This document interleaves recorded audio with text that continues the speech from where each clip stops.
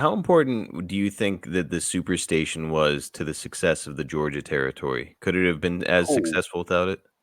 well, the Georgia proper, it would have been. I mean, because you had your main TV and you had a powerful TV, and plus back in those days you had what you called your syndicated TV too. You had your Columbus, Georgia TV, individual TV.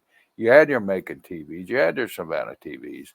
So off that Georgia TV, we would syndicate our show where it was all over Georgia. So for Georgia's sake, it was good because it was a new station and everybody's going to watch new, and they had bought the right to Andy and Bayberry, which was at the time, it sounds funny, but it was the number one show in the United States, in Bayberry, USA, whatever the hell of the name was, until Georgia Championship Wrestling came on.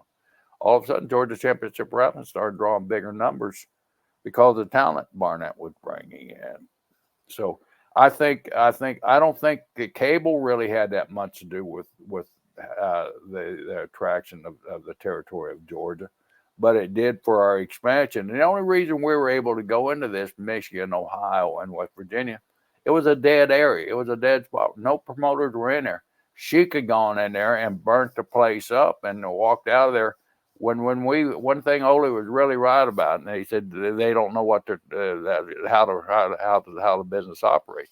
Well, you had to pay your money in advance. I go in and try to set up a building. I'd like to work with you guys, but I'm gonna need every bit of my money up front because we were burned by the last wrestling promoter.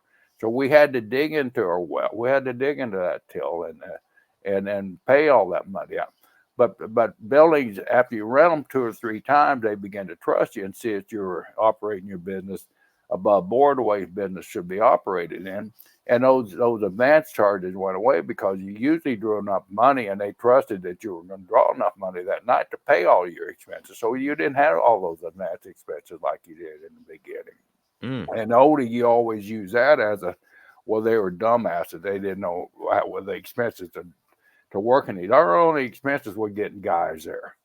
That first night usually paid for all those expenses that we did. And then we had another 6, 7 nights to make the profit for the company, which we did.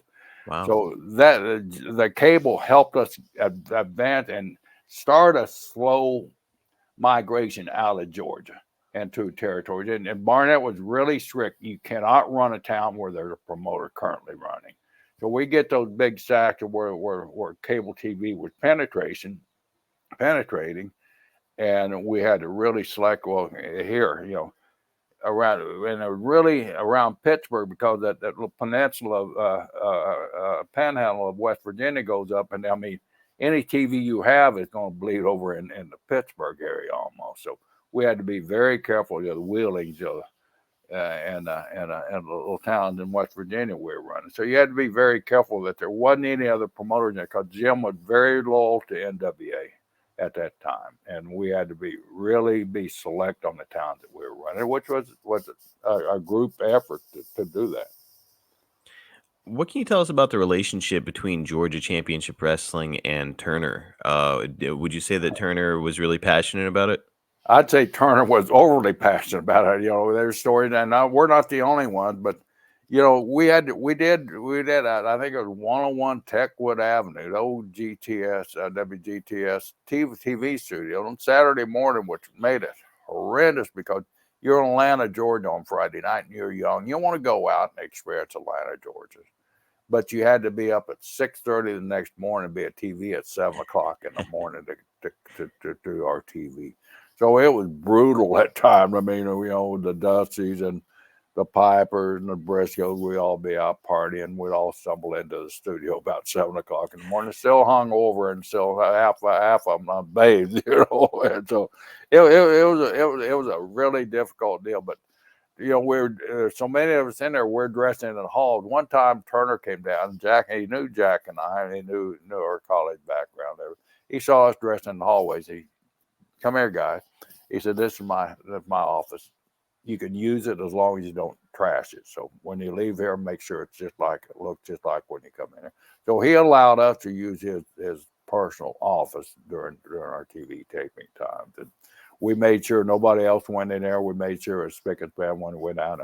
But he had a passion for the wrestlers. He respected every one of the wrestlers, whether they were the first guys on the card or doing the job for the top talent. He respected everybody and treated us with total class. So I got nothing but good things to say about Turner. Now, as a shareholder for the company, you're balancing duties with being a wrestler as well.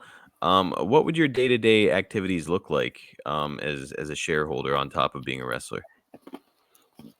Well, mostly, and at that time, Jim Barnett was a hands-on owner. Jim was doing everything as for the business side of it.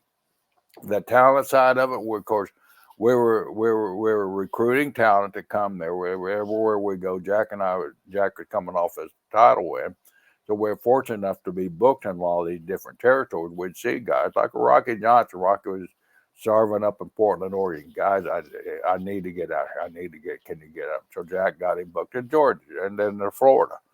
So we were out on the road scouting talent, and then we would brainstorm with Jim and whoever the booker. And it wasn't always the booker there. Sometimes it's Bill, sometimes it's other guys. We also had one of Gary Hart in there. So we'd sit down and brainstorm who how to book our TV and stuff like that. So it was kind of a shotgun effect. You did what was needed to do in a small company like that. Apparently Vince had come to Turner previously trying to buy the time slot, and Turner refused. What did you make of that? Just, was his judgment clouded by his love for wrestling, Yeah, or did he yeah. have some kind of a personal issue? Well, we were certainly aware of that. Who personal issue, Vince or Turner?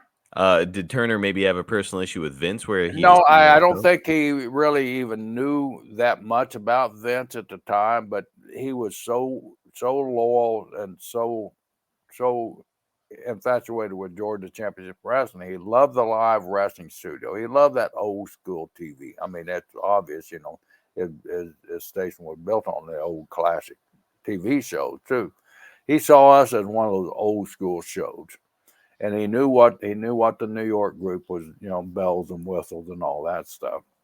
And he was attracted so heavily into Georgia Championship Wrestling that in my opinion, he didn't. That's what he wanted to be with old school TV. He didn't care about the perception of bells and whistles. He just didn't care.